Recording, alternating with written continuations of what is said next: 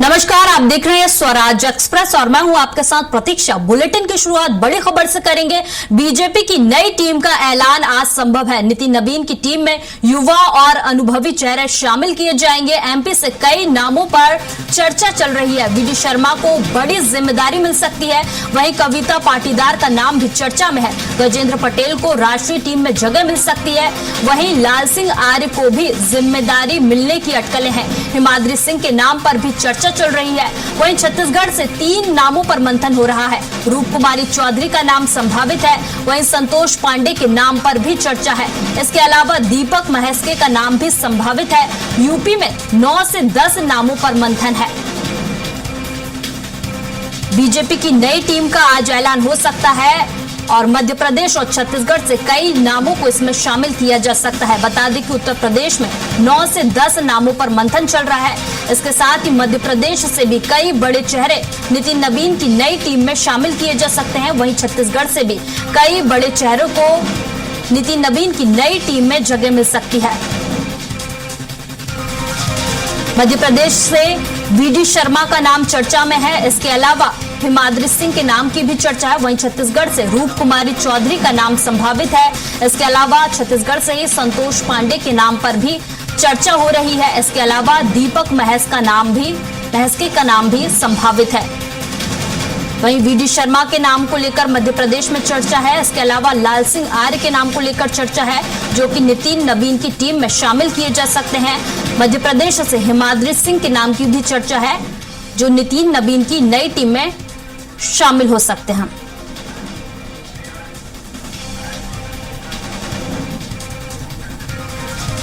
और इसी खबर पर ज्यादा जानकारी के साथ हमारे साथ भोपाल से ब्यूरो हेड कुलभूषण सक्सेना जुड़ गए हैं और रायपुर से संवाददाता प्रियांशु कश्यप जुड़ गए हैं।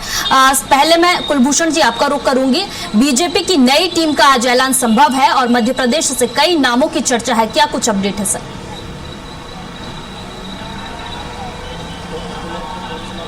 देखिए प्रतीक्षा, राष्ट्रीय अध्यक्ष की जिम्मेदारी जब नितिन नवीन को मिली उसके बाद उन्होंने अलग अलग राज्यों के जो वरिष्ठ नेता हैं, संघ और संगठन से जुड़े नेताओं से मुलाकात की और मुलाकात के बाद अपनी नई टीम की घोषणा के पहले उसकी जो एक पूरी कवायद है वो शुरू की। अब मध्य प्रदेश से ये चर्चा है कि मध्य प्रदेश से अलग अलग जातिगत आधार पर नेताओं को नितिन नवीन अपनी टीम में शामिल कर सकते हैं। संगठनात्मक ढांचे को और मजबूत करने के लिए विष्णुदत्त शर्मा, जो कि मध्य प्रदेश के पूर्व प्रदेश अध्यक्ष हैं और साथ ही सांसद भी है, उन्होंने मध्य प्रदेश में जिस प्रकार से बूथ को लेके काम किया है, बूथ की मजबूती को लेकर काम किया है, तो अब उनकी जो कार्यशैली मध्य प्रदेश में रही है, अब वही कार्यशैली वो राष्ट्रीय कार्यकारिणी में रहते हुए निभाते हुए नजर आएंगे। उन्हें राष्ट्रीय कार्यकारिणी में सदस्य बनाया जा सकता है। इसके साथ ही बड़ी जिम्मेदारी जो है विष्णुदत्त शर्मा को दी जा सकती है।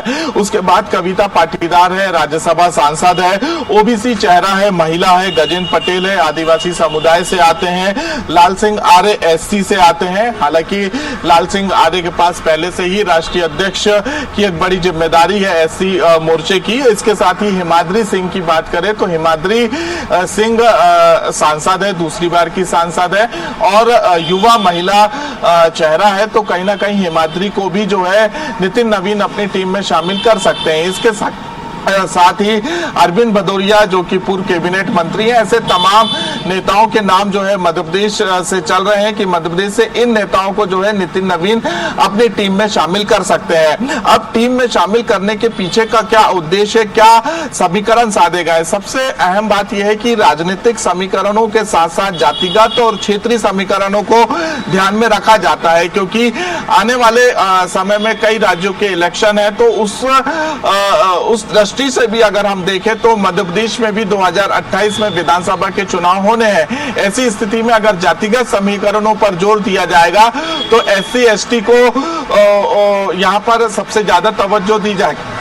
दी जाएगी, उसके बाद आदिवासी चेहरा और आदिवासी के बाद ओबीसी चेहरे पर बीजेपी संगठन दांव लगा सकता है और अपनी राष्ट्रीय जो कार्यकारिणी की टीम है उसमें नितिन नवीन शामिल मध्य प्रदेश के कई नेताओं को कर सकते हैं। इसके साथ ही क्योंकि अभी हाल ही में हमने देखा कि जेएनजी का जिस प्रकार से प्रोटेस्ट रहा है, उसके बाद युवा नेतृत्व को साधने में तमाम राजनीतिक पार्टी जुट चुकी है। राहुल गांधी लगातार युवाओं से संवाद करते हुए नजर आ रहे हैं। खुद प्रधानमंत्री नरेंद्र मोदी से लेके जो मोहन भागवत है वो भी मैदान में उतर चुके हैं, युवाओं से संवाद किए जा रहे हैं। तो अब ये माना जा रहा है क्योंकि नितिन नवीन भी अपनी टीम में युवाओं को प्राथमिकता दे सकते हैं, तो साफ तौर पे जो युवा है और जो अनुभवी नेता है उन दोनों का तालमेल रहेगा और तालमेल के आधार पर मध्य प्रदेश के तकरीबन 5 से 6 नेताओं को दिल्ली में बड़ी जिम्मेदारी जो है राष्ट्रीय कार्यकारिणी में दी जाएगी।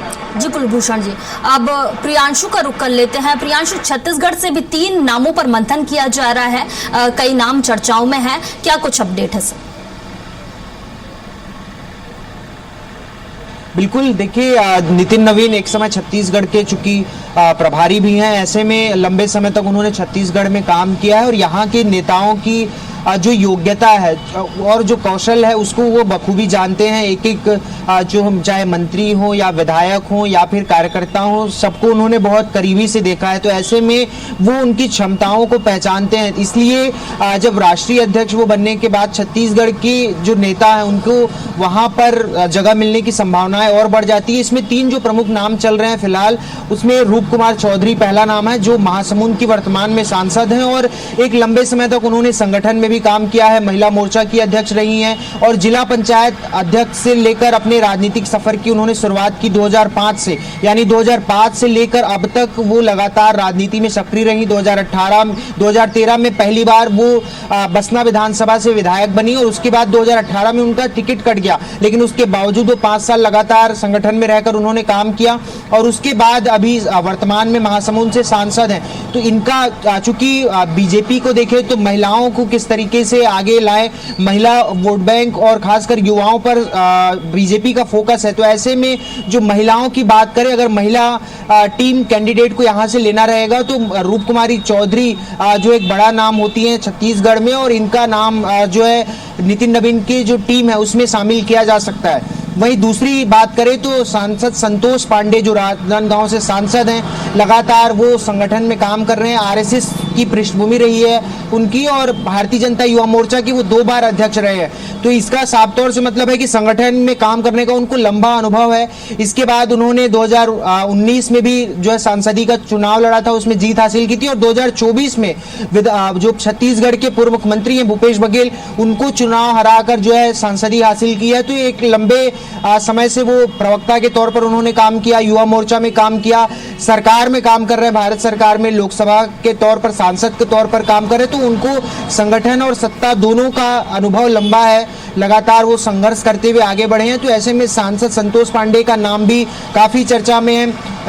लगातार जो नितिन नवीन की टीम में उनको भी शामिल होने की चर्चाएं तेज चल रही है। वही तीसरे नाम की बात करें तो दीपक मस्के नाम, जो सीजीएमएससी के वर्तमान में अध्यक्ष हैं और बीजेपी के प्रवक्ता रहे लंबे समय तक, नगर निगम में उन्हें काम करने का एक अच्छा अनुभव माना जाता है, अच्छा अनुभव है। और चूंकि जो दीपक मस्के की जो पृष्ठभूमि है वो रूप कुमारी चौधरी और संतोष पांडे दोनों से थोड़ी सी इतर है, क्योंकि प्रवक्ता के तौर पर उन्होंने काम किया लेकिन संघर्ष देखा है किस तरीके से काम किया जाए। साथ ही साथ जब संगठन में जब नाम देने की बात हो, संगठन में आगे बढ़ाने की बात हो या फिर विधानसभा या लोकसभा में चुनाव हो, दोनों में राजनीतिक समीकरण अक्सर देखा जाता है। रूप कुमारी चौधरी की बात करें, सांसद संतोष पांडे की बात करें या दीपक मस्के की, तो राजनीतिक पृष्ठभूमि की बात करें तो दीपक मस्के जो है एक ऐसे समुदाय से आते हैं जिसमें एक बड़ा वोट बैंक है छत्तीसगढ़ में। और दूसरी बात, युवा वर्ग को जिस तरीके से आगे लाने के लिए सरकार चाहे वो संगठन हो, चाहे कांग्रेस हो, बीजेपी हो या फिर सरकार में हो, लगातार वो काम करते रहते। तो दीपक मस्के एक नया चेहरा भी है, उनकी एक लंबी यात्रा हो सकती है संगठन में अगर वो अभी जाते हैं तो। चूंकि नितिन नवीन खुद जो है युवा चेहरे हैं जिन्हें राष्ट्रीय अध्यक्ष नियुक्त किया गया है, तो ऐसे में दीपक मस्के का नाम जो है काफी चर्चा में। ये जो 3 नाम है, रूप कुमारी चौधरी, संतोष पांडे और दीपक मस्के, ये 3 नामों पर सबसे ज्यादा जो है चर्चाएं तेज है, अटकलें लगाई जा रही है कि इन 3 नामों पर जो है सहमति बन सकती है। हालांकि जो है ये जी ठीक है प्रियांशु, कुलभूषण का मैं एक बार फिर रुक करूंगी। कुलभूषण, आपने जातिगत समीकरणों की बात कही और युवाओं पर विशेष फोकस बीजेपी का आपने ये कहा, तो ऐसे में युवाओं को साधने के लिए, जातिगत समीकरण साधने के लिए बीजेपी का क्या प्लान है? किन चेहरों को शामिल किया जा सकता है?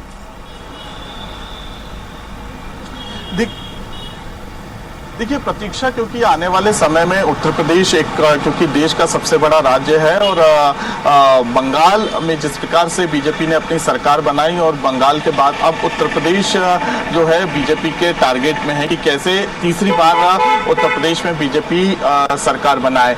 योगी के चेहरे पर नेतृत्व में ये कह सकते हैं कि प्रधानमंत्री नरेंद्र मोदी और अमित शाह के बाद एक बड़ी चुनौती नितिन नवीन की उत्तर प्रदेश होगी। इसके पहले हमने बंगाल में देखा कि नितिन नवीन के चेहरे पर संगठनात्मक चुनाव लड़ा, खुद अमित शाह ने मोर्चा संभाला, नितिन नवीन ने मोर्चा संभाला और अब उत्तर प्रदेश की बारी है। उसके बाद मध्य प्रदेश सहित राजस्थान, छत्तीसगढ़, ऐसे तमाम 5 राज्यों में इलेक्शन होने हैं। उसके ठीक 2 साल पहले जो कार्यकारिणी का गठन किया जाएगा तो उसमें एक जातिगत समीकरण, सभी राज्यों के अलग अलग जातिगत समीकरण के आधार पर ही नेताओं को जिम्मेदारी दी जाएगी। एक Yadav vote bank, OBC vote bank को सबसे अधिक जो है तवज्जो दी जा सकती है। उत्तर प्रदेश और मध्य प्रदेश से ओबीसी वोट बैंक को साधने के लिए ओबीसी चेहरे पर कार्यकारिणी में सदस्य को शामिल किया जा सकता है। इसके साथ ही एससी एसटी वर्ग को भी के नेताओं को भी प्राथमिकता मिल सकती है, ओबीसी, एसटी एससी और आदिवासी वर्ग। इन 3 जातियों पर सबसे अधिक बीजेपी का फोकस होता है क्योंकि इनका एक बड़ा वोट बैंक है और एक बड़े वोट बैंक की साधने की कोशिश लगातार बीजेपी करती हुई नजर आती है। अब क्योंकि नितिन नवीन भी एक युवा चेहरे हैं, 46 उनकी उम्र है, एज है, तो कहीं ना कहीं अभी हाल ही के दिनों में हमने जिस प्रकार से जैन जी के बाद अल्फा जो जैन जी है उनका प्रोटेस्ट देखा, उन्होंने किस प्रकार से पूरे देश को हिला दिया, सड़क में उतर के जो है युवा आक्रोश होकर आंदोलन करे और उसके बाद धर्मेंद्र प्रधान का इस्तीफा हुआ। बिल्कुल, तो नितिन नवीन युवाओं कहीं ना कहीं वो अपनी टीम में युवाओं को जगह देने वाले हैं, ऐसे लेकर भी चर्चाएं हैं। और हाल ही में जो जेन जी आंदोलन हुआ उसके बाद बीजेपी ने युवाओं पर फोकस बढ़ा दिया है। कुलभूषण, आपका भी बहुत बहुत शुक्रिया। प्रियांशु, आपका भी बहुत बहुत शुक्रिया।